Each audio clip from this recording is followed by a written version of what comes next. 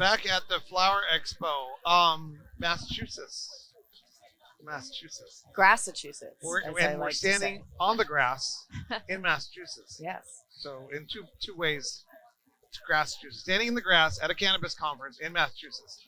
So it truly is Massachusetts. Welcome to Massachusetts. I don't know. So Demitri Downing with Jennifer Miles, co-founder of Plant Body Soul and guest co-host today. And I'm Hillary King from Northeast Alternatives. Hillary King. We are pleased to be joined by Hillary King from Northeast Alternatives. Tell us what Northeast. We're going to talk about you and Northeast Alternatives. What would you prefer to talk about first? Dealer's choice. Let's start with. Don't ask me those tough questions. Let's start with the biz. Yeah, Tell us about the biz. absolutely. So Northeast Alternatives, we started with medical marijuana in 2018 in Massachusetts, Fall River. So we have a store there that's now co-located. We added adult use operations in early 2019. We were among the first 10 adult use dispensaries. Right. And we've been growing ever since. We also, we cultivate, we manufacture different products, and we also do wholesale. So we supply products to different dispensaries around Massachusetts. Under what name? Oh, several different names. So we have, yes, thank you. Water's magically appearing from behind the camera. We love that. Yes. So we actually have, close to almost 10 brands. 10 brands. That you might find our products under. We have Northeast Alternatives Premium, NEA Premium. We also have NEA Awarded, which is our line of products that have earned, proven their pedigree by winning awards at Massachusetts cannabis competitions. We're pretty proud of, our record, our track record in that regard. So we created a whole brand about it. We also have edibles like Canatini gummies. Those are cocktail-inspired flavors, RSO infused, as well as double-baked chocolates. Super yummy, like cheesecake dessert flavors. Also RSO. We do some nano RSO in a couple of those flavors, which is, fast-acting, full-spectrum nano RSO, which is pretty unique. Yes, it's very unique. I haven't heard of that. Yeah, we also make another fast-acting product called Sweet Spots, which are little hard-shell chocolates. Like candy-coated milk chocolate pieces that would, melt in your mouth, not in your hand. Okay. So, NEA is also the National Education Association. I did not know that. Yeah, you guys should be aware of that. That's a pretty big organization. I wonder if it doesn't matter. Good to know. One day you guys are going to bump into that acronym. How many retail NEAs are there? We have one in Fall River, soon to be two. Our second store is going to be opening in Seekonk, Massachusetts, probably sometime in July. We just got the final license approval for that store. And then we actually also have two stores in Michigan. So we started in Massachusetts with Fall River, a very small family-owned company. We're not an MSO, but then from Fall River, we grew and actually then went to Michigan and opened a store. And then opened our second store this past year. Literally, you are an MSO, though. But we don't use that. We like to say we're a craft MSO. Right. Craft dispensary. So you're a multi-state craft dispensary operation. So you're MSCDO. It works. You're MSCDO. That's good. We're just inventing stuff as we go. I like it, yeah. Multi-state craft dispensary. Retail? No. Operation. Operation. We got to get this right. Yeah. We could coin stuff here. MSOs didn't really exist before 2013, I know, 14, and somebody it's said very recent MSOs. growth, yeah. Yes. Yeah. Why did they still getting paid royalties on that? I don't know. Well, tell us a little bit about you now.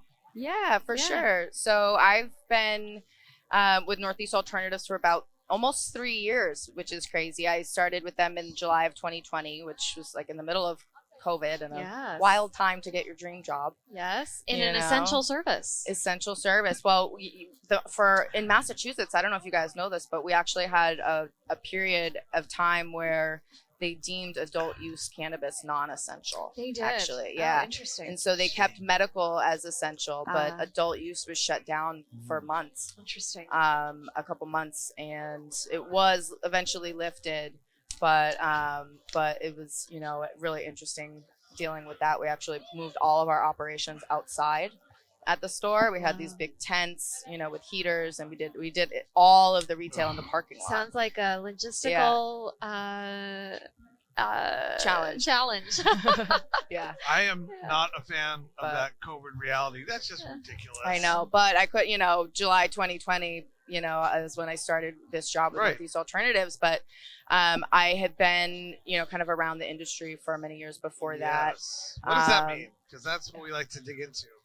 Yeah. Well, I honestly, I wasn't an adult use consumer for most of my life until, you know, maybe like 9 or 10 years ago. You know, in a previous life before cannabis, I was a yoga teacher and CrossFit coach, and, you know, worked in that kind of wellness world. And then I became a medical patient. And that was how I got into all of this, was from, you know, needing to get my medical card. And actually didn't really know much about cannabis at all at that point. And I will admit to even having, you know, a stigma. You know, when my sister was in high school, she got arrested for having a little bit of weed in her locker. Right. Oh, and that set off an unfortunate chain of events that really affected her, you know, her life at that time. And, you know, I was kind of like, no, I'm playing sports and getting good grades. I'm not going to do that. And like maybe a handful of times in college. But other than that, it was like not a part of my life until I needed it as medicine.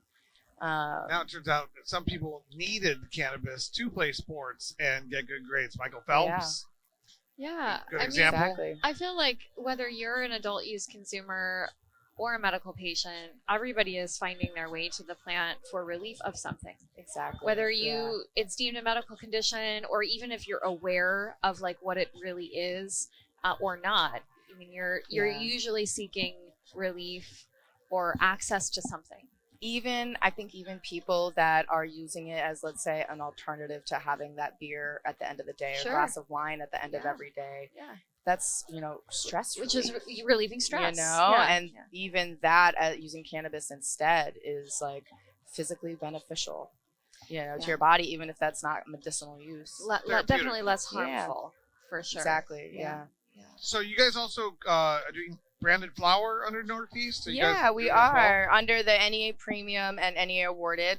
We do flower, as well as vape cartridges, where we extract the real terpenes from those same strains and make it into a vape. We also have a brand called Valorum, which is we call it our values brand. You know, a little more accessible in price.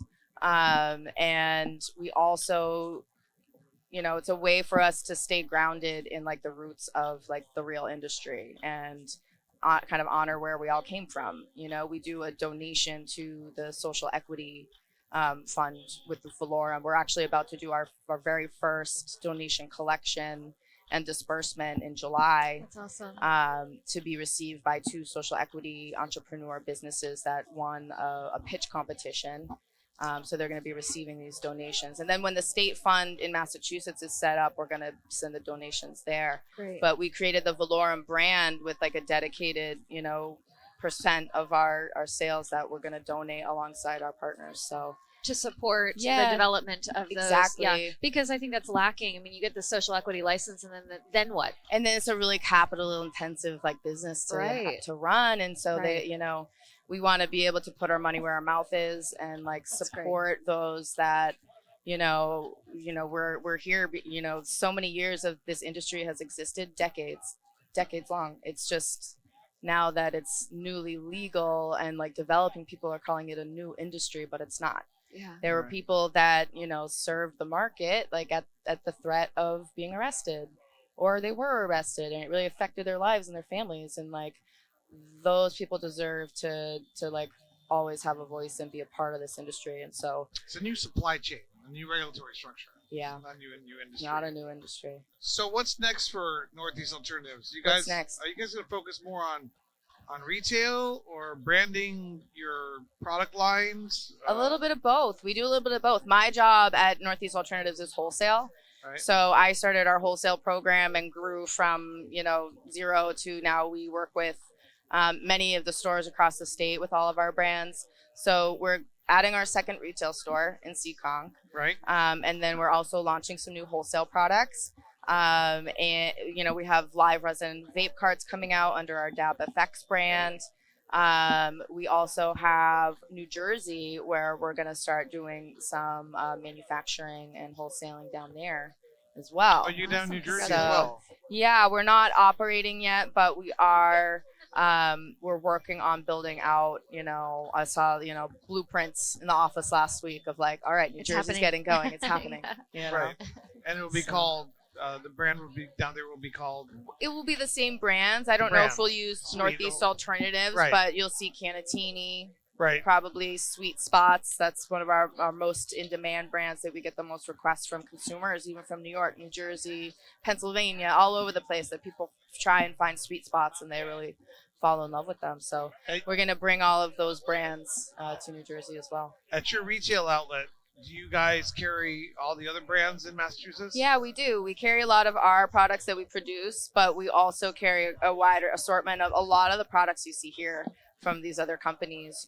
People want to have variety, and there's a lot of great stuff out there. So Since your margins are greater if you sell your own product, how does that work internally with you guys? You tend to sell more of your own product? Do you want to sell more of your own product? Probably. well, yeah, I mean, it's always a balance, Yeah.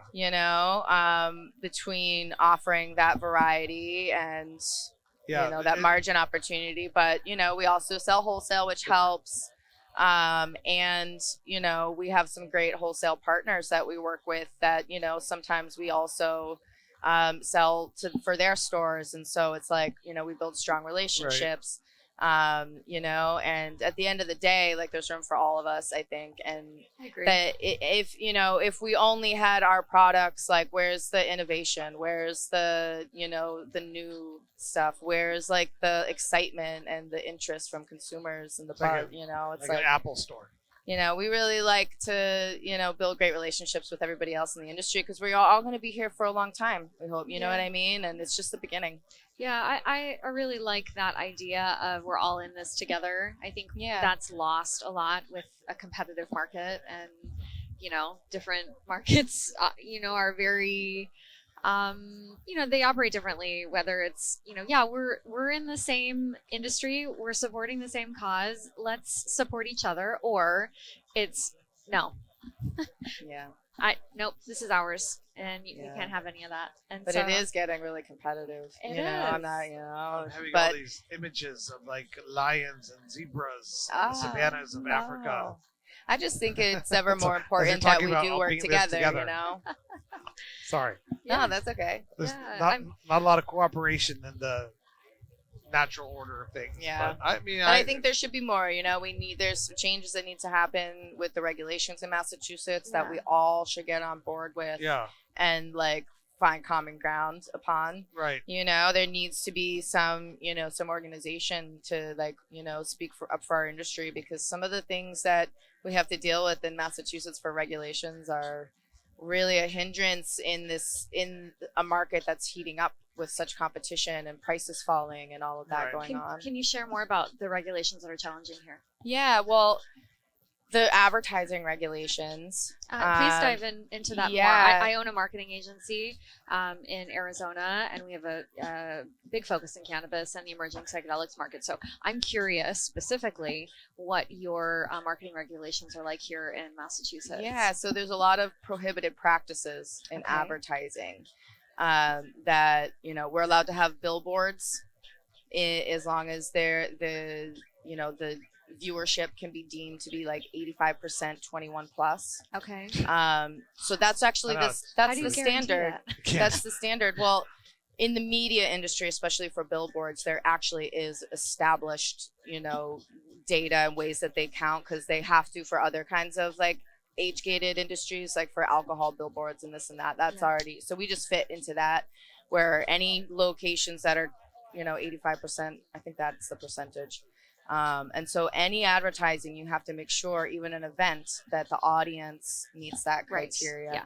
That but makes we sense. can't on the adult use stores, we can't do discounts. We can't advertise discounts and sales.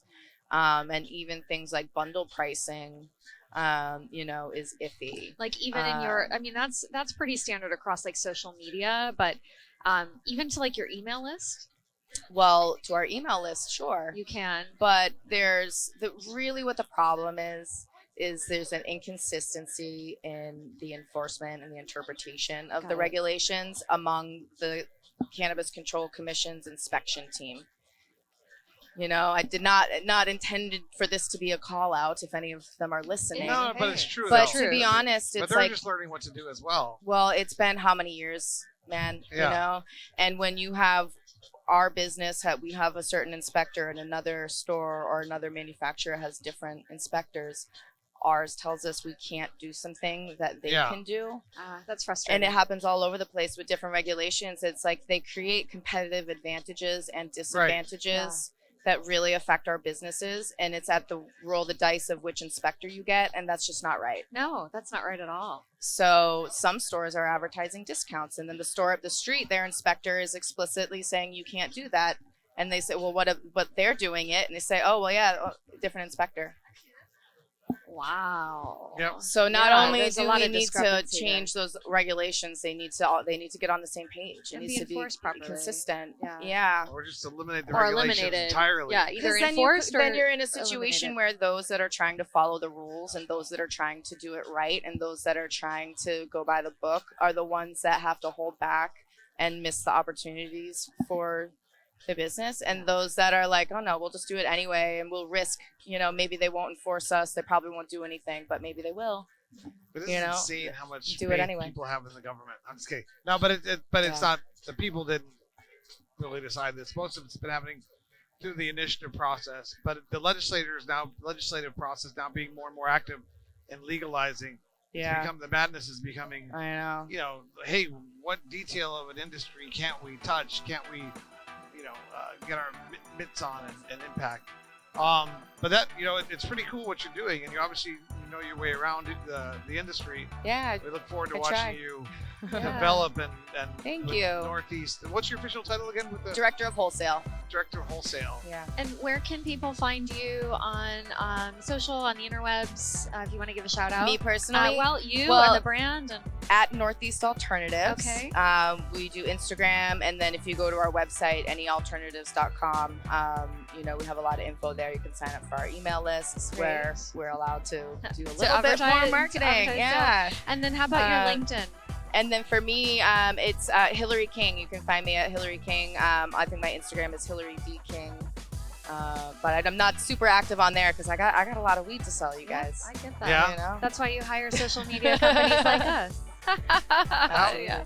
Cool. Well, it's nice to meet you. Yeah, you too. Thank you so much. Yeah. Definitely. And we'll see you at the next Flower Expo. Hope so. Great. Yeah. Or maybe in New Jersey, maybe in Or Michigan. somewhere else in this wide world of cannabis. Yeah. We look Yeah. forward to learning more about you and following your career. Thanks, Dimitri. Thank you for Appreciate joining us. You too. Thank you.